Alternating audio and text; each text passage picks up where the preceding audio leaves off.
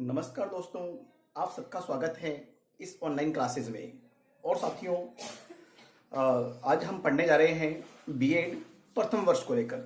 BEd प्रथम वर्ष के अंतर्गत आज का जो हमारा शिक्षण विषय है वो है पाठ्यक्रम के परे भाषा। पाठ्यक्रम की परे भाषा, इसमें जो इकाई हमारी द्वितीय जो कि भाषा विकास को लेकर है, और भाषा विकास में जो हम ये पढ़ इस इकाई के माध्यम से अध्ययन करने का प्रयास करेंगे कि भाषा विकास क्यों आवश्यक है और भाषा विकास किस प्रकार से हम बालकों का कर सकते हैं।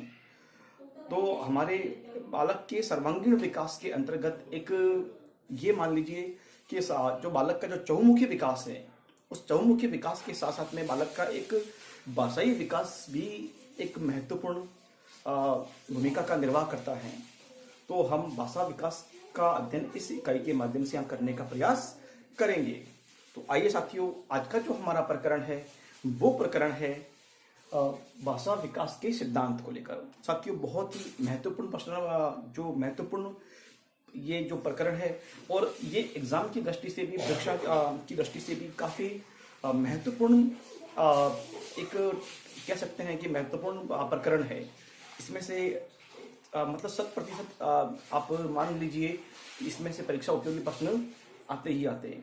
तो और ये मान लीजिए कि हम शिक्षण और प्रशिक्षण इस कार्यक्रम में भाषा विकास की जितनी भी मतलब बातें आती है, या भाषा को लेकर जितनी भी सारी जो योग्यताएं हैं, या भाषा को लेकर जितने भी भाषा के तत्व हैं, या भाषा का जो आधार है, वो कहीं ना कहीं भाषा के सिद्धांतों के बिना अधूरा है। तो भाषा के सिद्धांत क्या होते हैं? सबसे पहले हम समझने का प्रयास करते हैं कि भाषा के विविध सिद्धांत होते हैं, जिसके आधार पर हम भाषा के तत्वों को सीख सकते हैं, भाषा को समझ सकते हैं एवं भाषाई व्यवहारों को भली भांति कर सकते हैं।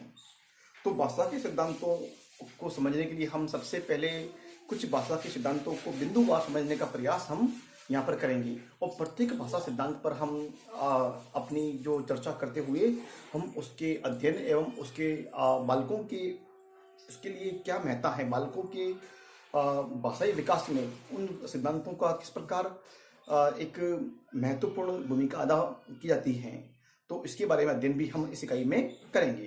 तो आइए साथियों, तो हमारे पास है भाषा विकास के सिद्धांत। तो सबसे पहला जो भाषा विकास का सिद्धांत हम यहाँ पढ़ेंगे वो है रुचि का विकास। रुचि का सिद्धांत।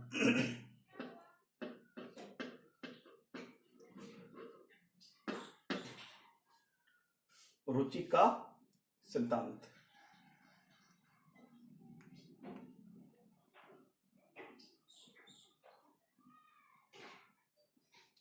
साथियों, रुचि का जो सिद्धांत है वो यहाँ पर सर्वप्रथम सिद्धांत है, और रुचि का सिद्धांत ही बहुत महत्वपूर्ण सिद्धांत भी कह सकते हैं, और सबसे पहला और प्रथम सिद्धांत भी भाषा विकास का है। तो रुचि का जो सिद्धांत है वो बालक के भाषा सीखने में किस प्रकार, भाषा को अर्जन करने में किस प्रकार से सहायक है, मैं बताता हूँ साथियों। सबसे पहले हम ये समझने का प्रयास करते हैं कि जो मातृभाषा होती है बालक जिस परिवार से आता है, जिस परिवेश से आता है, या अपने पालन पोषण जिस परिवार के मतलब साथ में उसका होता है, तो वो मातृभाषा का जो ज्ञान है वो मातृभाषा का ज्ञान तो प्राप्त कर ही लेता है, लेकिन उसके सामने चुनौतीपूर्ण जब कार्य जब होता है, जब वो किसी अन्य भाषा का अध्ययन करता है, तो उसे समस्या का सामना करना पड़ता है, और उसका समाधान केवल एक ही है कि भाषा के सिद्धांतों में सबसे पहले अध्यापक जो भाषा शिक्षण कराता है, तो उसकी ये नैतिक जिम्मेदारी बनती है कि भाषा में सबसे पहले रुचि के सिद्धांत को अप्लाई करे, उसको वहाँ पर एक क्रियान्वित करे। तो कैसे एक रुचि का सिद्धांत इसलिए होगा कि बालक मातृभाषा को तो वो सीख लेता है, लेकिन रुचि के सिद्धांत में बालक क्या करेगा कि यदि बालक की रुचि नहीं है भाषा को सीखने सिखाने में, तो बालक उस भाषा के ज्ञान एवं उसके तत्वों को समझने में कभी भी रुचि नहीं ले सकता। तो ऐसी स्थिति में अध्यापक बालक की रुचि के अनुसार उसे शिक्षण कराने का प्रयास करे। तो साथियों, उसमें एक उदाहरण देकर मैं आपको बताना चाहूँगा।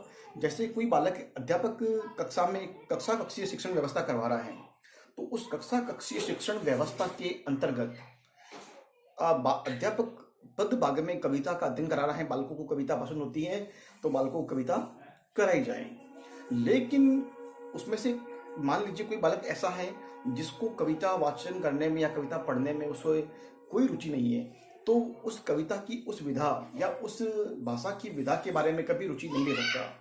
तो ऐसी ऐसी स्थिति में ये होगा कि बालक जब रुचि नहीं ले रहा है तो क्या होगा, वो उस कविता के शिक्षण में रुचि नहीं लेगा और कविता में वो विशेष अपना रुचि नहीं लेते हुए आगे उसमें शिक्षण नहीं कर पाएगा।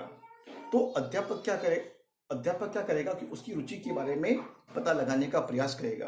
तो मान लीजिए वो बालक जो मतलब कविता में रुचि नहीं ले रहा है, लेकिन उसके घर पे उसने देखा होगा इसके बड़े परिवार में रह रहा है, उसके घर पे जो सांस्कृतिक परिवेश है या फिर लोकगीतों विवाह उत्सवों आदि पर गाए जाते हैं, तो उन लोकगीतों और विवाह अवसरों आदि पर जब लोकगीत गाए जाते हैं तो उसकी रुचि उन गीतों में है। तो अध्यापक उसकी पृष्ठभूमि को पहचान करेगा और साथ में उसे लोकगीतों के माध्यम से उसे भाषा का अर्जन कराने का प्रयास करेगा। तो लोकगीतों के माध्यम से उसे अध्ययन कराने की ओर लेके आ जाएगा, या यूँ लोकगीतों के माध्यम से उस बालक को यदि भाषा का ज्ञान कराया जाए तो बालक उस रुचि के सिद्धांत के अनुरूप कार्य करेगा और वो बालक उस भाषा को सीख सकता है। तो रुचि का सिद्धांत हमारे सामने ये है कि इसके माध्यम से भाषा को सीखना बालक के लिए एक आसान हो जाता है, सरल हो जाता है। इसलिए हमें बालकों को सिखाने में रुचि के सिद्धांत का जो प्रयोग है 100% करना चाहिए। उसके बाद में अगला जो सिद्धांत हमारे सामने है, सरल से कठिन की ओर।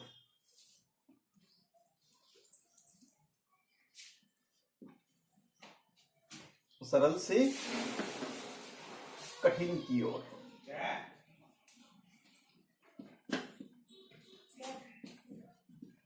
सरल से कठिन की ओर एक ऐसा सिद्धांत है जिसके माध्यम से हम सरल से कठिन बालकों को पहले सरल वस्तु बताई जाए, उसके बाद में कठिन सामग्री या शब्दावली की ओर उनको उन्मुख किया जाए। सरल शब्दावली सिखाने से बालक किसी भी भाषा को, किसी मतलब वाक्य को, किसी साहित्य की किसी विधा को या किसी भी प्रसंग को या किसी पाठ को या कविता को वो छोटे छोटे खंडों में बांटकर सीख सकते हैं। और यदि बालकों को मतलब सरल चीज़ें पहले सिखाई जाए तो वो उसे सीखने में तथा उसको समझने में रुचि लेंगे। साथ में साथियों एक बात और उनके लिए मतलब एक कह सकते हैं कि प्रतिपुष्टि वाली बात होगी, एक मोटिवेशन वाली बात होगी। वो इस प्रकार से होगी कि जैसे मान लीजिए कोई सरल बात बालकों के लिए है और बालक जैसे मान लीजिए कि हम बालकों को कोई भाषा सिखाने जा रहे हैं, तो उस भाषा में उसे कहा जाए कि बालकों को कहा जाए कि आप ये जंगली जानवरों के नाम बताइए या उनको चित्र दिखाए जाए, तो बालकों को जंगली जानवरों के चित्र देखने में, उनको समझने में या उनको पहचान करने में उनकी रुचि होती है। तो बालक उसको तुरंत पहचान भी लेंगे, उसके नाम भी बताने का प्रयास करेंगे।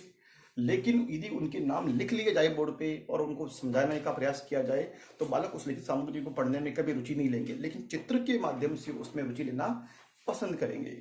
तो ये होगा कि बालकों को सरल वस्तुएं जो बालकों को ज्ञात हैं, सरल का मतलब जो उन्हें ज्ञात है, उन वस्तुओं को पहले दिखाया जाए, उन सामग्री को, उस विषय वस्तु को पहले बताया जाए, उसके बाद में कठिन शब्दावली का प्रयोग वहाँ पर किया जाए। तो सरल शब्दावली को जब वो बालक पढ़ेगा, उसे सीखने का प्रयास करेगा सरल शब्दावली को, तो बालक को जब प्रतिपुष्टि मिलेगी अध्यापक के द्वारा कि आपने बहुत अच्छा किया है, बहुत बढ़िया किया है और आप बिल्कुल इसी तरह से प्रयास करते जाएं, आप एक दिन सारी चीज़ें सीख जाओगे। और तो बालकों के अंतर्मन में एक उन्हें मतलब कह सकते हैं कि अंदर से उनके मन से उनको एक मोटिवेशन मिलेगा, एक अभिप्रेरणा मिलेगी, अभिप्रेरणा जागृत होगी। तो उस अभिप्रेरणा के माध्यम से बालक और भी भाषा के ज्ञान को अर्जन करने में अपनी रुचि दिखा सकते हैं। और यही मूल अभिप्रेरणा जो है उनकी भाषा के ज्ञान को स्थायित्व प्रदान करते हुए आगे की ओर प्रयास करेंगे। तो साथियों हमने ये पढ़ा कि भाषा को सीखने के लिए 2 सिद्धांत हमने आज अध्ययन करने का प्रयास किया है। पहला सिद्धांत तो है हमारा रुचि का सिद्धांत। बालक को रुचि के अनुसार शिक्षण कार्य करवाया जाए तो बालक उस शिक्षण कार्य में 100% रुचि लेगा एवं भाषा के अर्जन में भी बालक अपनी रुचि लेगा, जिससे भाषा का ज्ञान उसे शीघ्रता से अर्जित हो जाएगा। दूसरा जो बिंदु है हमारे सामने, सरल से कठिन और सरल से कठिन की ओर। अब सरल से कठिन की ओर यहाँ पर ये बिल्कुल बताया गया है कि बालक को पहले सरल विषय वस्तु का ज्ञान कराया जाए, तत्पश्चात उसे कठिन जो सामग्री है या कठिन विषय वस्तु के बारे में ज्ञान प्रदान किया जाए, क्योंकि सरल शब्दावली को सीखने में उसे कम समय लगेगा, शीघ्र सीखेगा और उसे शीघ्र मोटिवेशन या शीघ्र उसे अभिप्रेरणा भी प्राप्त होगी और भाषा के और भी ज्ञान में वो अपनी रुचि दिखाएगा और ज़्यादा मेहनत करेगा और ज़्यादा परिश्रम करेगा और भाषा के ज्ञान में वो एक दिन पारंगत प्रवीण हो जाएगा। तो साथियों, आज के वीडियो व्याख्यान में इतना ही। हम फिर मिलेंगे अगले वीडियो व्याख्यान में। तब तक के लिए बहुत बहुत धन्यवाद। जय हिंद, जय भारत।